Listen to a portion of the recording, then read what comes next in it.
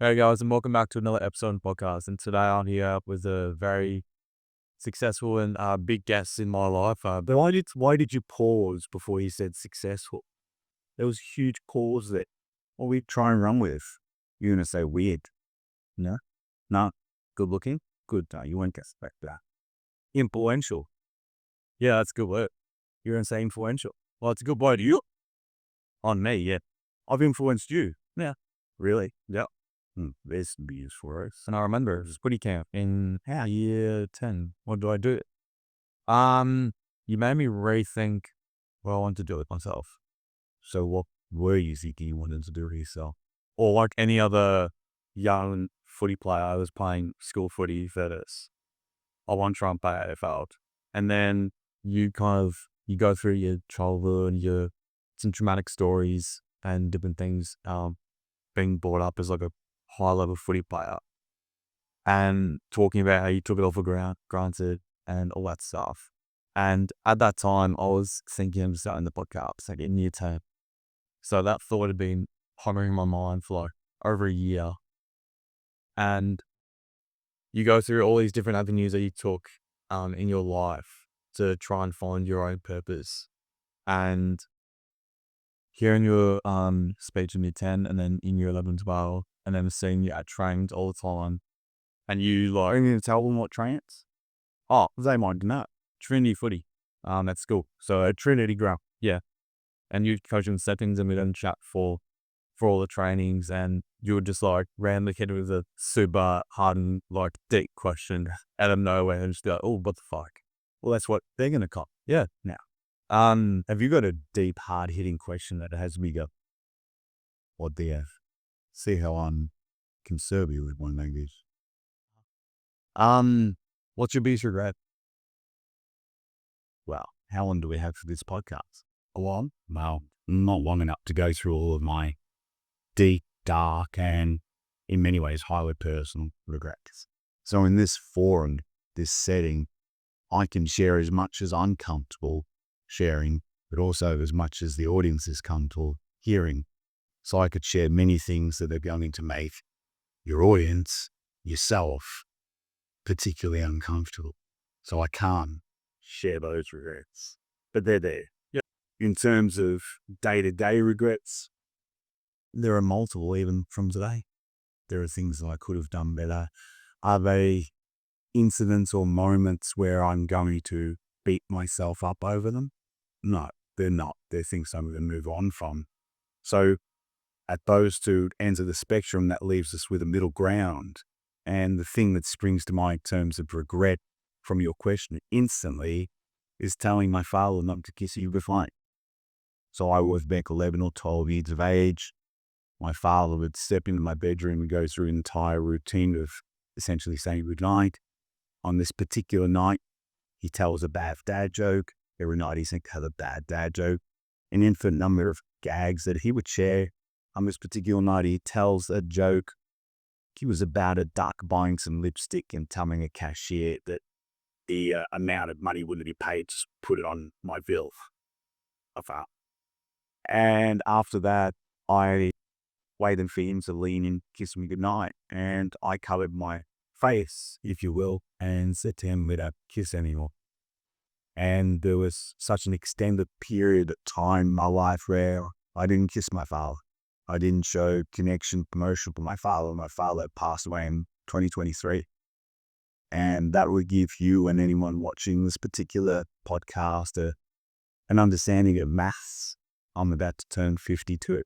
So we get people to join the dots. I'm not using the calculator or otherwise. My dad was old school. And so he obeyed that command, if you like. And it wasn't until years later in life where so much time had been bops. And I think that is a regret that we all suffer from. Again, even on a daily basis, we lose time. We lose time to ego, stupidity, arrogance, indifference, whatever it may be. Maybe just fate. But with my dad, I lost so much time to be able to share a connection, that love that I did have for him, that ultimately when he went full circle and I was in a position to kiss him again, it was as a Godzilla-like figure, big me out of my small dad, and just kissing him on the forehead. And the last kiss that I shared with my father was on his forehead after I held his hand and he essentially passed away in my arms. So that time disappears incredibly quickly. As an 11 or 12-year-old, maybe there's a lot of pressure to think that you would be of the understanding of those concepts. But I also knew at the time that it was a cheeky thing to do, that I shouldn't necessarily do it. And it is a deep regret. I wish I could have my 20s, my 30s, my 40s back, where I could revisit the opportunity to connect with my father like that. Do you kiss your father? I do on occasions like my birthday, my Christmas, or Christmas, like after a really big game of footy, like, or when I think about Beth Hurt, a good man of mine cried. His mother passed away recently, and kissed my father and my mum after that. So my question to you is, why is a Wednesday afternoon not good enough or a Sunday morning? And not necessarily to show some sort of extraordinary level of affection with a kissing, but just a tap on the shoulder, a hug, some smaller stuff. It all links together, I think, Charlie. And when you get it right, you're just being incredibly generous with your connectivity to other human beings. And more often than not, that comes back to you. What you put out is often what you get in return. So go all the way back to the question. A simple and appropriate answer would be to tell my father not to kiss. Do you think that kissing your father on the lips has a more impact on you than like getting a handshake, hugging him? Well, you mentioned kissing my father on the lips. It is interesting. We didn't kiss on the lips. No, it's not a bad thing. People do. There are all sorts of different protocols who say what is right and what is wrong. It's the connection two people share. I have two boys, make it all my children. I don't kiss them on the lips, whether it's my sons or my daughter, but to a kiss to the cheek. And there are ways in which you do that. There are various levels of connection. And if I share it in a mature sense, intimacy, I'm sure the audience can cope with that word in that particular context. There are times where, as you just mentioned, the passing of a friend's mother, where that kiss might be held just a microsecond longer. The hug might be just a little bit stronger. So all of these are relatable to the person that you're connecting with. You have a set of protocols with each person. So with my father, it was never a kiss on the lips. It was always a kiss from him to my forehead, which was, as I said, ironic. It was ultimately, again, as time marches on, I'm the one kissing him on the forehead. Yeah. You have a lot of really close relationships, especially with someone you mentioned to us a lot in footy camp, the Kookaburra. Do you mind just like tying cable that story? Because I think that's I can tell it briefly. Charlie's speaking of a gentleman by the name of Alec Epis. Alec Epis is turning 88. Alec Epis is a legend, certainly within his own mind. But beyond that, the truth is he is a legend, not only of AFL football, but of community. He is a very strong presence in our town and beyond. People listening may not be familiar with that particular name. Alec Epis played for the Essendon Football Club, played 180 odd games, played in 4 grand finals, 2 premierships, etc., etc., etc. It genuinely was a very influential player. And one of the things that has always struck me as being cute around a barometer for his career, a lot of the big name players in his era had connections to 4 and 20 pies. So that there's a very famous, I'm sure you could potentially Google this, Charlie. Anyone listening could Google it. You could Google it yourself. A 4 and 20 pie commercial where the best of the best players of AFL football at the time were in a bus and they're singing a 4 and 20 pie jingle and eating 4 and 20 pies. Maybe 10, 12 people in a bus. He was one of those 10 or 12 people. So we're talking about a superstar of the game. And it's called the Kookaburra because he just never stops talking. He just talks and talks and talks and talks and talks. And sadly, as I mentioned, with his age now, he is suffering from Alzheimer's and dementia, and he is in a care facility. And our relationship, which Carl and Charlie has alluded to, is close to the end than it is the beginning. And that's only a physical form. He's had such an influence on my life that I will never forget him as a person and his teachings. Where did it start? It started the 1993 AFL Grand Final, where I met him randomly, completely randomly, and he offered me an opportunity to work with him, to be a better footballer and a better person. He gave me a number, a landline. A lot of people would never have been called someone on a landline.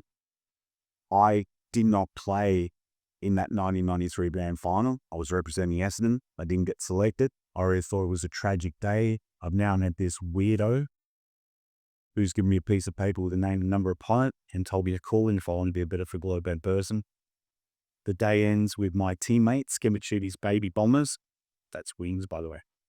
All getting a medal, premiership cup. Glenn Manton gets nothing. Glenn Manton's been petulant and selfish. 20 years of age in 1993. I arrive home to my family, and my father's excited because Essendon plays premiership. My father tries to tell me that I'm a part of the team. You don't play, you're not really a part of the team. Didn't kick, didn't mark, didn't handball, didn't anything. Just had this crummy piece of paper. And I mentioned that Alec, the Kookaburra Eppers, has told me to call him. What does my dad think of that? Have you ever heard the guy called the Kookaburra? And my dad literally exploded and said, "You met the Kookaburra." And we went around in circles for a few minutes, and the upshot was my dad said, "You have to call him. You have to call him right now." So I call him, and he said, remember, this is all happening on the grand final day in 1993. So on that Saturday night, he told me the forthcoming Wednesday to meet him in a park in Moonee Ponds called Clorinda Park. It used to be called Clorinda Reserve. It's now called Clorinda Park. Then if you're Google mapping this, and I would if I was you, because I would find out the truth behind this. Whatever parks the Moonee Ponds, Clorinda Park, 7 a.m. on the Wednesday. AFL Grand Final on the Wednesday. Click, it is this big. I turn up to a park at 7:15, and this old Italian man, the Kookaburra, draws me to his person, so we're literally face to face, nose to nose, chest to chest. He takes every curse word known to mankind, wraps them into one succinct sentence and says, "If you're ever late again, never come back." And I thought, that's fine, because you're an absolute psychopath. He then trained me for 2 hours. I dragged myself back to my car, locked the door in case he was coming, drove home, made promise Charlie that I'm never spending another second without the Kookaburra Eppers. So we've got the Saturday, which was the grand final, the first Wednesday when I'm late, the second Wednesday where I decided to go back for some reason. For some strange reason, just a small inclination that I should. I'm on time, we go through the same routine, I lock additional doors, drive home and say again, I'm not spending time with this guy. AFL Grand Final, first Wednesday, second Wednesday, the third Wednesday, go back again, sixth Wednesday, the ninth Wednesday, keep going off by 3 if you need me to display my mathematics skills. Long story short, I end up going back to the bottom of Park Street, Moonee Ponds, Clorinda Reserve, the brackets now Park. Every Wednesday, without missing a Wednesday, for the next 9 years. So for 9 years, this man met me in that park on a Wednesday morning, and he gave me absolutely everything he had. Never put me down, never shortchanged me, never asked for anything in return from me other than my integrity. And he delivered exactly what he said he would. He helped me become a better footballer and a better person. And I started to realize very quickly, Charlie, that the 1993 Grand Final did not give me a premiership medallion. I did not hold up a premiership cup. But I actually won a lot more than that. It's essentially a trinket. I actually won a friendship, a relationship, a mentor, an influence. We spoke about influence at the start of this podcast, an influence that is going to be ongoing in my life, beyond his life. So I really worried big time at the 1993 Grand Final. That's amazing. How is your memory so good? You remember every day, you've been at every canon event first thing in your life, um, how is it because the impact? Is it like you're constantly telling these stories? That is a very good point. I am in the business of telling these stories. It is my business, and that's what I do day to day. And that story that I just shared there in that hoc fashion, very, very much attempted the true story, if you will, in the sense of the color and grandeur, if you can allow me to describe it as such. That is one part of it. But curiously, my grade 2 teacher, the lady by the name of Mrs. Timbury, said Glenn has a very wild and vivid imagination. And I think that's true.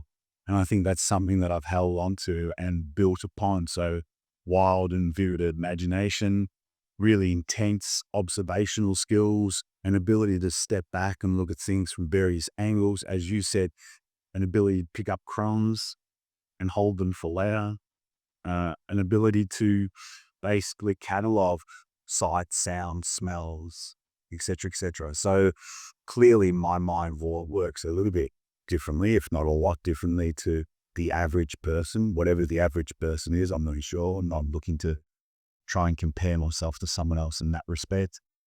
But I do hang on to these things, and I do have, for whatever reason, a heightened sense of emotional abilities. I did see a recent article which tried to suggest that only certain people have the hair stand up on their own.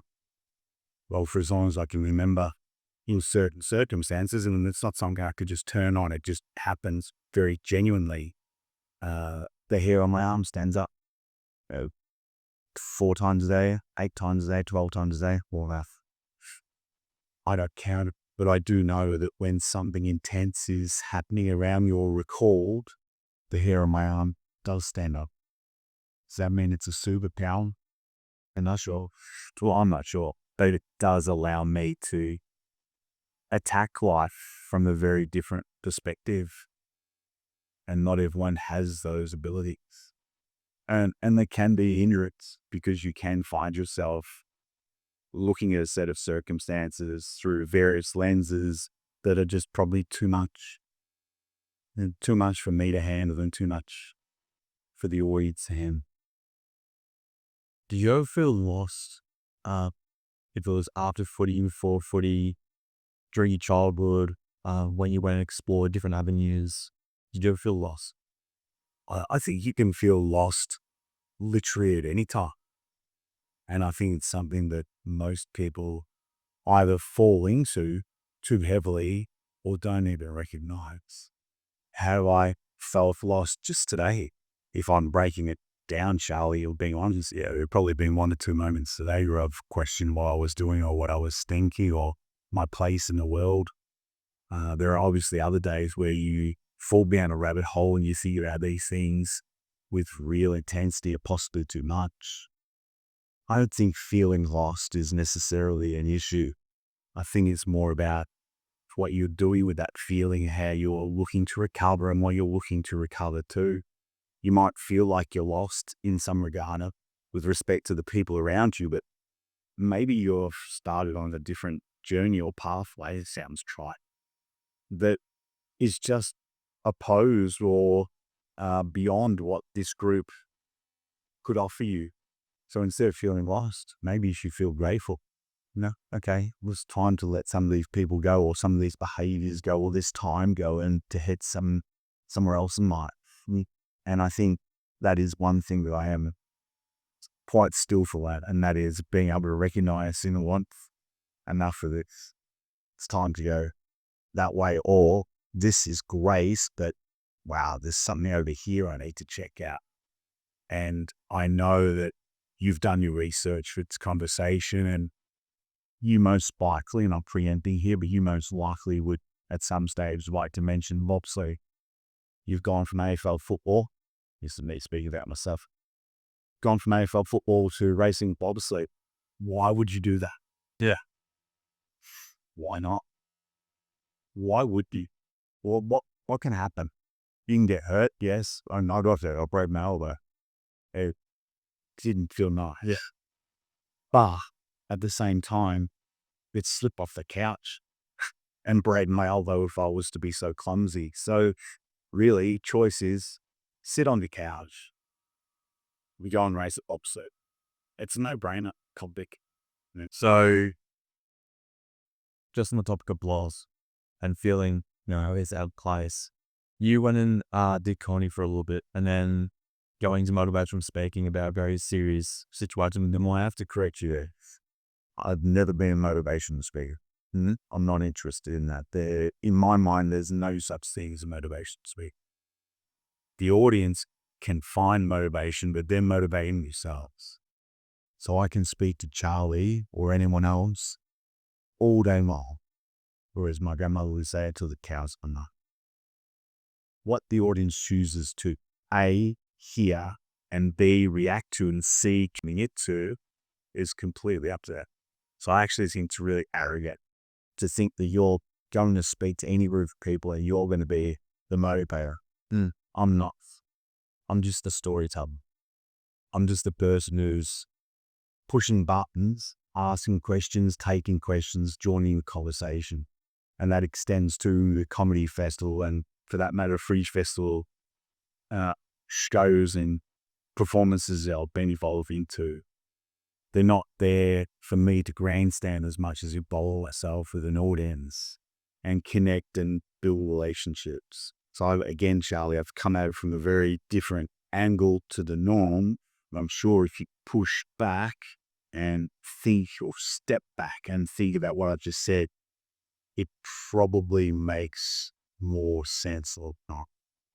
The idea that somebody's going to motivate you, it's just, in my opinion, it's just not true. They might spark some, but the actual motivation, that commitment, that ability to push oneself, that's coming from the audience. Yep. So for me, when I speak and engage with people publicly, there's no technology. No one gets a rubber stamp. No one gets a certificate of participation. It's about actually huddling around at the campfire, if you will, obviously fictitious, and sharing stories. And people such as yourself having the courage to say, hey, but what about this? And that, in my mind, is you searching for the motivation, you searching for an answer or a conversation that might spark something in you. So what do you want to describe yourself as? In terms of here and now. In terms of not being a motivational speaker, but maybe a storyteller. So you go from being a conversations and storyteller. So you go from being a comedian to a conversation and storyteller. Do you think that being a comedian was a kind of, escape from having those real conversations, or were you already doing that stuff? No, I was already doing that. So when I was playing AFL football, I was teaching. So actually teaching classroom. When I was playing AFL football, I was teaching a classroom and I was creating a not-for-profit called White Lion. When I was playing AFL football, I was teaching in a classroom, creating a not-for-profit called White Lion and appearing my own lion. When I was doing all those things, we went on tour again. I was also writing my first books. So for me, again, Charlie, it's that same premise as sitting on the couch. I can't afford to get to a point in my life where I look back, and this comes back to something that you brought in earlier about regrets. I look back and say, well, I really want to write a book, but I didn't. I didn't do it because I couldn't find time, or these people told me I couldn't, or I couldn't find the creativity to do so. No, they're just excuses. So at any one time in my life, I'm juggling a lot of different books, and they might appear when they're in the air to be so seemingly opposed, like your book being a comedian, as you've labeled me, not quite accurate, more of a new performer, but regardless, they might seem like they're opposed, but they all actually work it together. They all form a fabric of what is my life and the things that I'm talented and strong at. That's not to say that I won't do things I'm not good at either. There's plenty of things I'm not good at or I could be better at. But my entire life, Charlie, I've spent exploring and doing different things, often simultaneously. So the comedy festival, the Fringe Festival, those improv performances, they help me with my public speaking. That gives me more material to potentially write a book. and you see how it comes together. And the more I take those sorts of knowledge bases and fall into my sporting career, whether it was when I was actually playing or now upon reflection, I can start seeing little stories within the bigger fabric of my career that, okay, I think there's something in that. That's a story someone might like hearing. And if we're really honest with our listeners right now, we spoke off camera about the fact that I like to race people. And I actually race people in real life, and I do it an awful lot. And one of the races that I had regularly takes place at a station in no one called Maribena, which isn't far from Carnegie. I like to sit in the first carriage. I know that when I get out the door of the first carriage, if I can push back to where the clock is on the platform before the train's gone past, that's 1 week. If I can target someone who's using the escalator and I'm using the stairs and beat them down to the bottom, that's 2 winners. And then I might target someone else to try and beat the Mikey before I leave the actual train station itself. And someone listening to that's going to say, and you might even be saying to yourself, that's just crazy. Why on earth would you do that? I'm just trying to entertain myself. I'm just trying to push myself because there are some days where I'm getting off that train and it's high. And I really wish someone would just zap me onto the couch and make life easy for me. But that's not what life's about. There are some days where my knees sore. My right ear sometimes gets a wee sore. I think I really like to use the escalator, but I'm going to push myself down the stairs. So all these things are done to try and motivate, entertain, inspire, test oneself. Does everyone listening, yourself, have to go out and start racing people in your streets? No. It might be part of their personality. But interestingly, the last time I was at Murrumbeen Station, I haven't told the story at all publicly, so it's a bit exclusive for you. I got off the train. I made it to the clock before the train went past. I was like, yes, I beat the train, good. And then there was a gentleman in front of me. Didn't look particularly athletic. Didn't look in particularly special shape in any way, shape, or form, whether it was mentally or physically. Just looked like an everyday gentleman, 23, 25, 27, somewhere in his mid-20s. And as we started walking toward the escalator, I was like, okay, we'll watch this laser bugger get on the escalator, go down, and I'll beat you down then. You watch. But no, he kept walking past the escalator, and I was like, oh, wow, this guy's so lazy. He's walking to the left. Incredible. But no, he went to the stairs, and then it was on. The two of us were racing downstairs, and when we got to the first platform landing, he actually ran like 4 or 5 steps. Now, why he did it, I have no idea. He was waiting to be picked up. He was racing. Something went, I had no idea. But before you know it, I'm losing. So now we get to the bottom of the steps. I'm just bamboozled. He psyched me out of it. He beat me by about 5 steps. But as when we go to Mikey, I thought, I know this guy, he won't have Mikey. He'll just be freeloading off the system. But no, he pulls out a Mikey and he Mikey's off and he carries on his way. And I remember in that moment, I was like, damn, I hope you're back here next week. I want to take you on next week. And as I said, maybe he knew we were racing, maybe he had no idea. And you were his sworn elsewhere. I don't give a fuck. What I care about is that I'm trying to motivate myself to be fit, active, engaged, present, happy. And if that makes me happy, if I get a bit of a laugh in my own head saying, I won today, or, wow, she beat me, because I can happily come second if I compete as hard as I am. She beat me. Okay? Or he beat me, they beat me. So be it. But that's just a weird way in which I live my life, Charlie. Let me ask you a real question. When you get off a plane in Melbourne, or not too often, but yeah, and you go down to the baggage carousel, are you familiar with where there are stairs on the left-hand side and an escalator on the right-hand side to get down to the barriers and vac? I have never in my life taken that escalator. And I can literally name dozens of people, athletes, male and female, and people in general, who have exactly the same philosophy as me. They will never take the escalator. They'll always take the stairs. So I can't be as big a weirdo as you might think. I don't know if it's a competitive thing or a pride thing or just a lot of my thinking in that space comes back to just my age. Like if I actually need to use that escalator one day, I'll use it. But at this point in time, uncomfortable, go and get the stairs. And as I said, I've spoken to lots of people about it, and they've said very forthcomingly or sheepishly, yeah, I use the stairs too. So some people are just out there, yeah, I always use the stairs because of these reasons, or, yeah, or maybe I'm a little weirdo, I use the stairs. But there is someone listening, I'm sure, who plays the same sorts of games. We're all trying to get from point A to B. So, Yeah.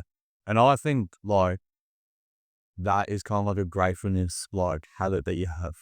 But during that, making sure you're always taking stairs. So for the day that you have to take the escalator, you don't have to regret.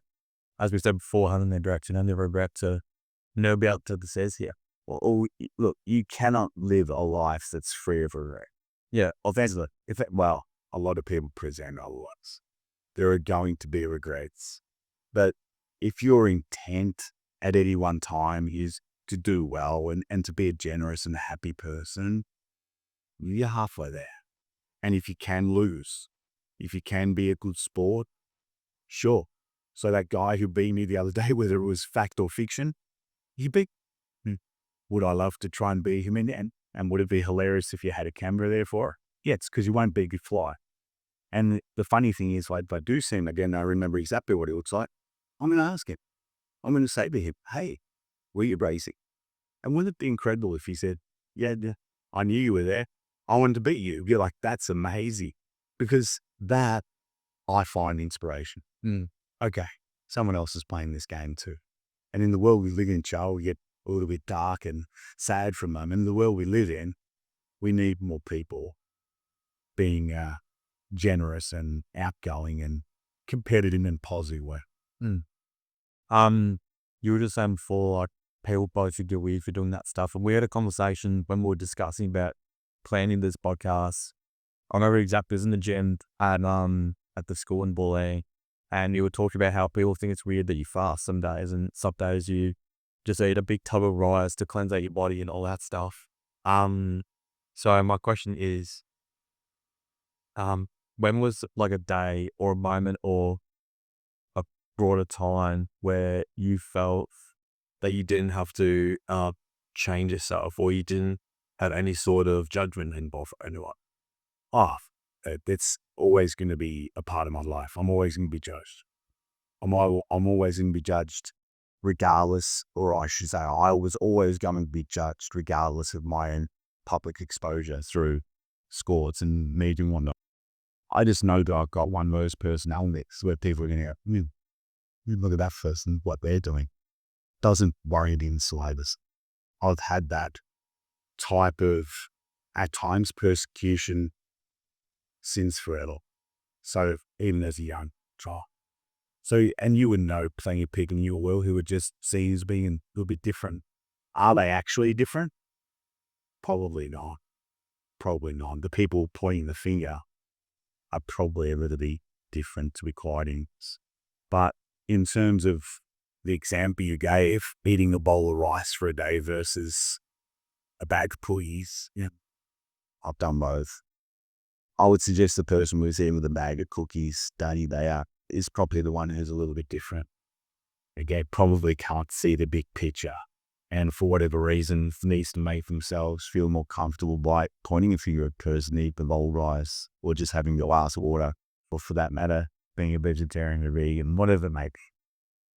So being persecuted or pointed at by other people because they don't understand you, I don't think that's ever anything to be stressed about or shameful of. It's a bit different when someone spends time with you and then they turn around and say, oh, I think you're a weirdo.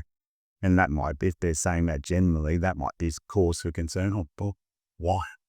But even then, it probably takes an extended conversation, because I can't think of too many difficult weirdos. No, we're all strange in our own little ways. It's just what be comfortable with. And if you're coming from the position of needing power or control, and that persecution allows you to do so, then you're probably more prone to dishing that out to people. I don't dish that out. You could not have possibly pulled up the time in your recollection of our relationship where I've persecuted another person. I just don't do it. I'm curious, why is Charlie doing that? I'm Charlie a question. Why are you doing that? Oh, I'm doing that to lose weight. Okay. Can you explain that to me? Oh, it's this, and this. Okay. But feel the need to tell you at the end of that. It's probably not going to work. We can have a conversation. I can give you some suggestions, but I don't feel any need to persecute or find power of control over telling you that that's probably not the best way to lose weight.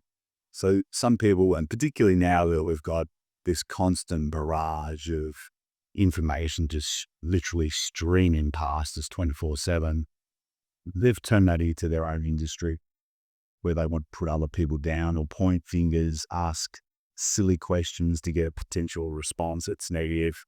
I don't play those games, Charlie. It's boring to me. Do you think I'm a weirdo? No. I've got mates to say that. Yeah, I've got mates that do a lot more. I got on mates involved on weirdo. But I also think that Name one thing that your mates say that you do that's weird, and let's judge. being overly affectionate when I go where I'm down is. Okay. Yeah. But I think that the fact that they have the balls to tell me that in first instead of saying behind my back, it's just show this some trust between them. Like they know that I'm real listen and I'm not going to change. But So my question to you would be, is that version of Charlie a genuine version of who Charlie is? I'd say so. So why does it take the alcohol for that version of Charlie to become prominent? I don't think you could take alcohol. A lot of the time, I think my mates, they acknowledge me for being very overly caring and very caring to them and how they are. Example again is Riley. Like immediately when I heard about the bad news, I'm like, call him straight away, send him flowers, like do what he can. Saw him last me and Fred saw him last night. Take him a mopo flyable. Was meant to be there to pop in and grab it, but stayed there for about 2.5, 3 hours to about 10 o'clock. Yeah, I think it's man. Yeah, I think that is a sign of fear of trust, isn't friendship. They're ever tell you that to your face.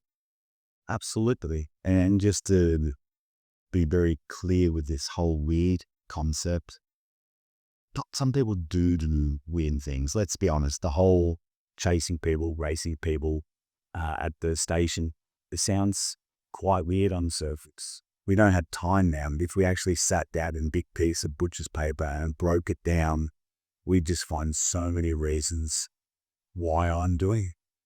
And most of them are probably positive. There'd probably be a couple of negative ones in it, mostly to have a light shade to them. But a lot of people do so-called weird things because they're trying to cope with things. They are trying to find motivation. They are trying to find pleasure. And maybe they are just inclined to be drawn to stranger things in life. That's okay too. I think it's weird and I think about this all the time, to step up to that ice cream, whatever you like to call it, freezer with all the different flavors and just keep going back to vanilla. Yeah, vanilla is a great flavor. And a good vanilla tastes as good as just about anything. But hey, with all these other different flavors, surely it's worth trying 3 or 4 of them, maybe all of them. So the person doesn't want to try any of them, probably see that as a bit weird. So it all just runs on a spectrum. We're all on it somewhere. You're a person who has very, very strong bonds from what I've heard from you, and I like to say you and I have a pretty strong bond. What goes into having a strong relationship, whether it be platonic or intimate, with someone? We've got to have a great relationship with yourself, or at least be on that journey. Because as a person, you're forever evolving. So you have to have the time and effort to look at oneself and try and find a way to be a better person on a daily basis. And anyone listening to this may think that that involves skipping down the street and hugging trees and getting out long stem roses to field. It's not. It's just about being realistic and thinking that I would like to find out more about myself and feel more comfortable within myself. And so that's step one. Do I feel comfortable within myself? Do I have an understanding of who I am? Yes, I do. Tick. Who is around me? Who can I invest in? And you mentioned a minute ago, that you had an opportunity to just drop in on some friends and stayed for 2 to 3 hours, which might have been 2 hours too long. That's okay. But that's time that, again, you might not get that opportunity again. So you're comfortable in your own skin, you knocked on the door, you wanted to spend a little bit of time, that became a lot of time. You were generous in your love and your connection. Sounds like a pretty good formula to me. But it really does start with yourself, being able to feel comfortable about who you are and how you think and your values. And our values, I'm sure, again, if we pushed it all into a middle and tried to cipher through and look for core, simple values, we'd be within 5% of one another. And yet on surface, you're a 18, 19-year-old man, and I'm a 51, 52-year-old man. We're going to be very sick. There's no doubt about that. Some people they almost reject those similarities and they look for conflict. They look for difference. In fact, I feel like the world is very much governed by that psyche right now. Let's look for ways in which we can break people apart rather than bring people together. And that's, I think, rather sad. Yeah, I agree. Lastly, to finish it off, It's be important if you've... sorry, no, I don't know how you don't get like cotton mouth from talking so long. I'm just getting it just from sitting here. You should have blind order sing with size. Professional. Yeah, I should be more professional. My last question for you is, how long did it take for you to find your purpose, and has it changed throughout your life and career? Interesting question. Last night I spoke for a group of people over the course of nearly 3 hours. It was a really interesting conversation to share. And one of the comments that was shared was about a quote, and I can't recall it word perfect, that basically suggested that any man, and did reference a man who hadn't grown between the age of 20 and 30, had wasted his life. And it pointed to the idea that this younger person was to be left behind, like leave that version of yourself behind and become this powerful man in your 50s. And I just don't see life like that. I think to myself, how can I hang on to all the best bits of Glenn when he was 5, when he was 10, 15 more math? How can I hang on to all of these little moments in time? And not all of it. Glenn, who was 5 years old, carried around a little blue dog with him all day, every day. I don't carry around that little blue dog anymore. Sometimes I wish I did. But that dog's being replaced by a Maltese Shih Tzu. Is he here right now? No, he's not. He's at home. So I've learned how to create some distance, but I still have that dog, that connection, that little special creature, if you will. So there's a little tick from 5-year-old Glenn. 10-year-old Glenn really started just loving sports. Well, here we are in the gym. 51-year-old Glenn still loves sports. So how many little points of emphasis, if you will, from my life can I carry into this point of my life in terms of my age over 50 and have it represent me as a colorful, flamboyant human being, or as many as I can. So this idea that I have to become this grim, glum, older person who's just focused on business and how much money they can make, it's just not my philosophy in life. My philosophy is all based around communication, around relationships, and around experience. And that's not to say that every experience is of interest to me, that everything that is laid out in terms of those tubs of ice cream, I have to try that flavor. No, I don't really want to try rum and raisin. And I'm being serious. I don't really want to. It just doesn't interest me. I mean, I'd never had a coffee in my life. Never had one coffee. Never would. I just don't want to. But will I eat 400 pancakes if you put them in front of me? Yeah. Should a 50-year-old man eat 400 pancakes? Probably not. But, again, you went with one, I'll raise you an extra one. Fuck what everyone else says. I've got to be true to myself. I have to be authentic within myself. And it's amazing when you look at some celebrities let alone people you see in the streets, if you do see people on a regular basis, and you think, well, how does, somebody just pops into my head, how does Lenny Kravitz get to be Lenny Kravitz? Dude, she's creative Lenny Kravitz. And if he's happy, well then how lucky is he? My understanding, Lenny Kravitz is early 60s. He looks amazing. He's out playing guitar on stage. Like, that's seems to be a phenomenal life. But he also probably had the chance to go, oh, it's done now. I'll cut my dreadlocks off and I'll sit in an office and push a pen, and, that'll be the end for me. Lenny Kravitz is being a 55-year-old man. Why would you want to do that? I mean, why would you not want to just keep being the person you are and hang on to as many bits of that childhood inclination as you possibly could? And if we push this back to you, wouldn't it be incredibly disappointing for your mates, say in 5 years, 10 years, oh, Charlie, remember when you were actually the guy who showed love and affection and care?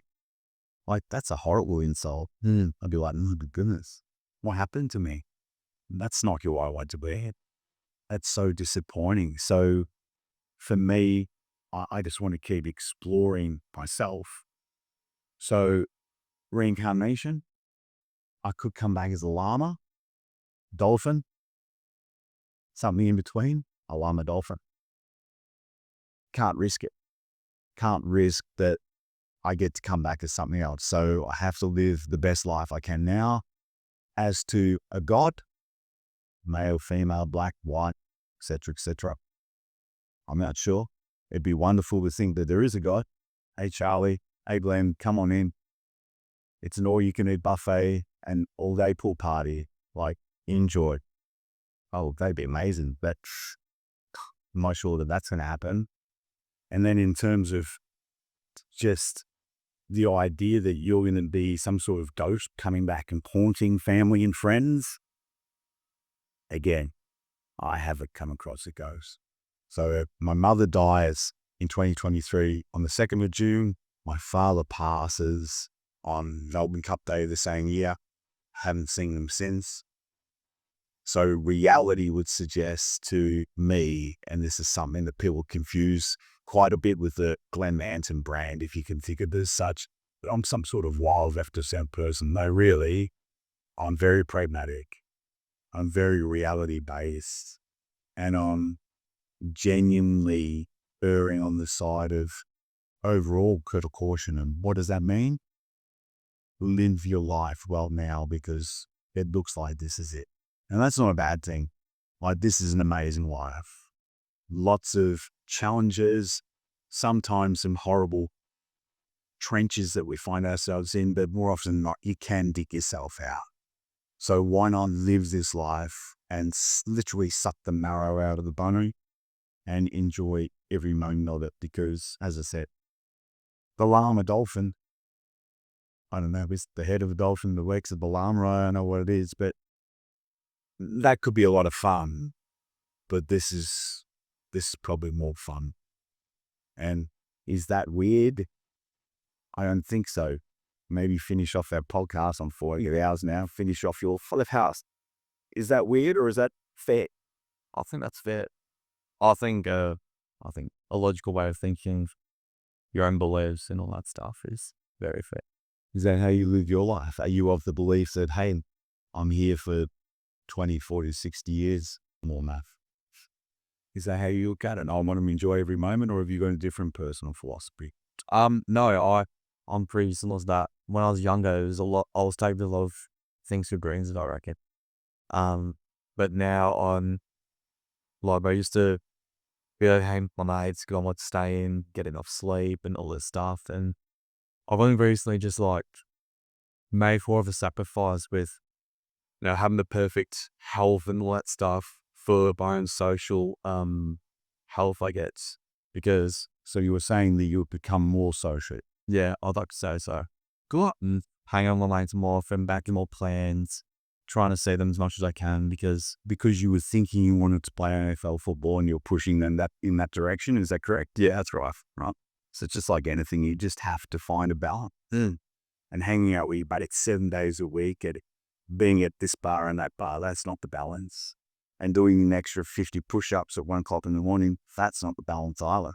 But this is wonderful news because you're pushing into a place where you're actually starting to find out what the sweet spot is for you, what works for you. And having an active and productive social life with rules. I think you need to have rules. Yeah, that might sound strange, but one of my rules, for example, is if I go out and the music's off, I'm out of there. I am there for the music. I'm not there for anything else. First and foremost, it's the music. So I think when you build those sorts of boundaries and bit of discipline into the space, you actually get more out. Yeah. So it sounds like you're on the pathway. I must say, that's good. I think that's positive. How do you usually end your podcasts? Do you sing or something? Or do you want to say, well, I won't be sick? Do you end it in a particular way, or do you just say goodbye? It's hard to say. Hope you guys enjoyed the episode and see you guys next week. I'm going to do it. Alrighty, guys, that brings us to the end of the episode with Glenn Manton. Oh, cheers, Glenny. Always really appreciated. Well, I'm sure they'll enjoy this. That's why you're on there, so I'll enjoy it myself. Oh, it's good to hear that. That brings us to everybody's. Smells very good too, folks. Oh, it's new one. It loves to smell good. This is right. And it does smell well. Yeah, there you go. It's a good message for the ladies. All right, that brings us to the end of the episode. I hope you guys all enjoyed, and we'll see you guys next week. Oh, that'll be